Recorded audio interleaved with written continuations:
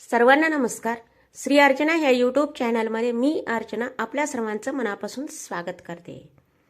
ज्ञानाची ज्योत प्रज्वलित करणारी, वाणीला माधुर्य देणारी, अज्ञानाचा अंधार दूर करणारी, आज तो पावन दिवस आला आहे. माघ शुक्ल पंचमी. श्री म्हणजे श्री पंचमी. आज आहे माता सरस्वतीची जयंती. ज्या कृपेने जीवनाला दिशा मिळते आणि विद्या अमर होते. त्याचं सरस्वती मातेचं आपण जाणून कोणत्या कोणत्या पुराणामध्ये आहे ते आपण पाहूयात. ब्रह्मवर्त पुराणात सांगितलं आहे की याच दिवशी ब्रह्मदेवानी ज्ञानस्वरूपा माता सरस्वतीची निर्मिती केली. मत्स्य पुराणात श्री पंचमीच्या दिवशी केलेल्या सरस्वती अर्चनेचे व विद्या साधनेचे अतुल्य पुण्यफळ वर्णन केलेले आहे. स्कंद पुराणात सांगतं माघ महिन्यातील पंचमी तिथी म्हणजे श्री पंचमी ज्ञान बुद्धी प्रदान करणारी आहे. म्हणूनच हा दिवस श्री पंचमी म्हणजे सरस्वती देवी जयंतीचा आहे. माघ महिन्यातली ही पंचमी शुक्ल पंचमी म्हणजे श्री पंचमी सरस्वती देवीची जयंती. पुराणानुसार याच दिवशी ब्रह्मदेवाने माता सरस्वतीची निर्मिती केली. हे केवळ एक तिथी तर आहेच आहे, त्यासोबतच ज्ञान बुद्धी आणि सुसंस्काराचा उत्सव आहे. विद्यार्थ्यांसाठी कलाकारासाठी प्रत्येक ज्ञान साधकासाठी हा दिवस अत्यंत मंगल मानलेला आहे. या दिवशी आपण घरगुती पद्धतीनं सोप्या पद्धतीनं आपण सरस्वती देवीची पूजा अर्चना करावी. तर कशी करावी? सकाळी आपले दिनचर्या झाल्यानंतर स्नान वगैरे आटोपल्यानंतर आपलं त्या दिवशी देवघराच्या जवळ समोरच एक छान वगैरे पाट चौरंग स्वच्छ करून पाण्याने शुद्ध करून तिथं चौरंग ठेवायचा. त्यावर सरस्वती देवीची मूर्ती किंवा फोटो जे आपल्याकडे उपलब्ध आहे ते ठेवायचं. दीप प्रज्वलन करायचं. धूप दीप नैवेद्य त्याच्यावर आपण पुस्तक वही लेखणी याची सगळी पूजा करावी. मेन म्हणजे संगीतासाठी सुद्धा ही देवीचं महत्त्व जास्त आहे. वीणा म्हणजे वीणा सुद्धा तिथे संगीताचे वाद्य सुद्धा सगळे ठेवायचे, त्याची सुद्धा पूजा अर्चना करायची. त्या दिवशी आपण पांढरे वस्त्र परिधान करायचं. देवीला पांढरे पिवळं दोन्ही कोणते एक आपण फुलं अर्पण करायची देवीला.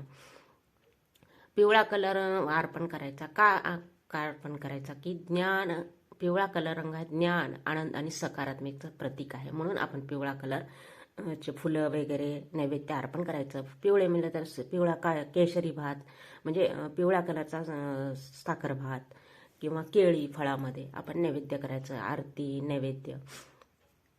आणि सरस्वतीची जर आपल्याला कृपा लाभली तर आपली बुद्धी तेज होते, एकाग्रता वाढते आणि जीवनाला योग्य दिशा मिळते.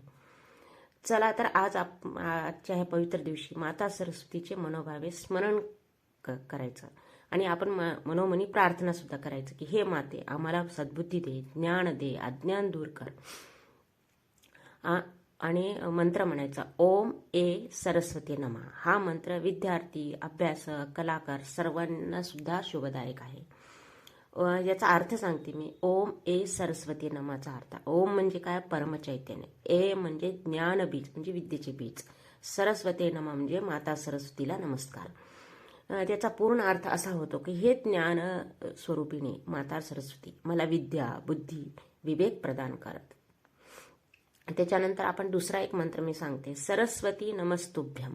याचा अर्थ काय होतो की सरस्वती नमस्तुभ्यम म्हणजे काय? आणि त्याच्यामध्ये अजून एक श्लोक सुद्धा आहे. सरस्वती नमस्तुभ्यम वरदे कामरूपिणी विद्यारंभ करिष्मामी सिद्धी भवतु मे सदा. म्हणजे हे वर देणारी माता मी विद्यारंभ करीत आहे, माझे सर्व कार्य सफल होऊ दे. सरस्वती गायत्री मंत्र सुद्धा खूप शुभदायक आहे. ओम वागदेवीच विद्येही ब्रह्मपत्नेच धीमही तन्नो देवी प्रचोदयात.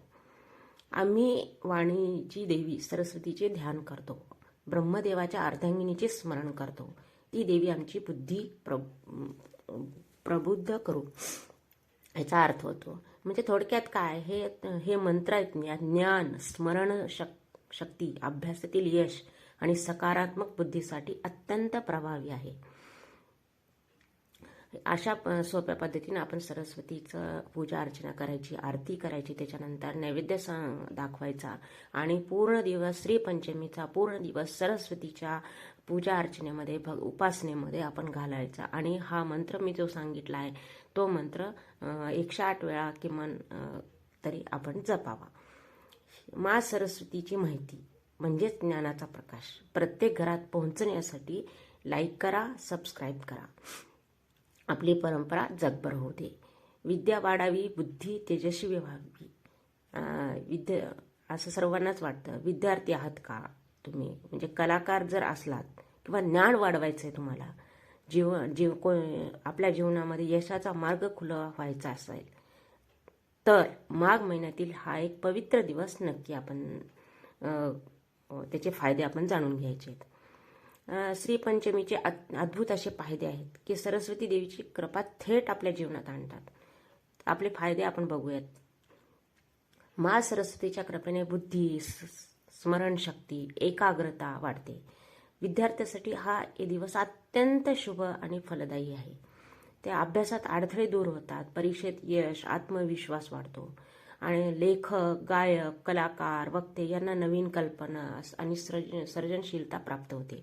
कलाकारासाठी सुद्धा शुभदायक असं फल आहे. संगीताचे जे अभ्यासक आहेत त्यांच्यासाठी मी आधीच सांगितलेलं आहे की संगीताचे जे वाद्य आहेत ते सर्वात त्याची पूजा अर्चना करायची श्रीपंचमीच्या दिवशी. अत्यंत शुभदायक आहे. श्रीपंचमीच्या पूजेमुळे, अर्चनेमुळे काय होते, घरातील नकारात्मक ऊर्जा दूर होते, वातावरण शांत होतं, पवित्र बनतं. या दिवशी केलेला अक्षरारंभ म्हणजे नवीन कामाची सुरुवात दीर्घकाळ यश देणारी असते. आणि ओम ए सरस्वती नमा या मंत्राच्या जपामुळे काय होते, आपली वाणी मधुर होते आणि बोलण्यात प्रभाव होतो. श्रीपंचमीच्या दिवशी सरस्वतीची अर्चना सोबतच आपल्या जीवनामध्ये सकारात्मक बदल घडवणारा हा पावन दिवस आहे. म्हणूनच श्रीपंचमीच्या दिवशी भक्तीने पूजा करून आणि मा सरस्वतीची कृपा आपल्या जीवनात अनुभवा. पूजा अर्चना करा आणि मा सरस्वतीची कृपा आपल्या जीवनात अनुभवा. जय सरस्वती माता.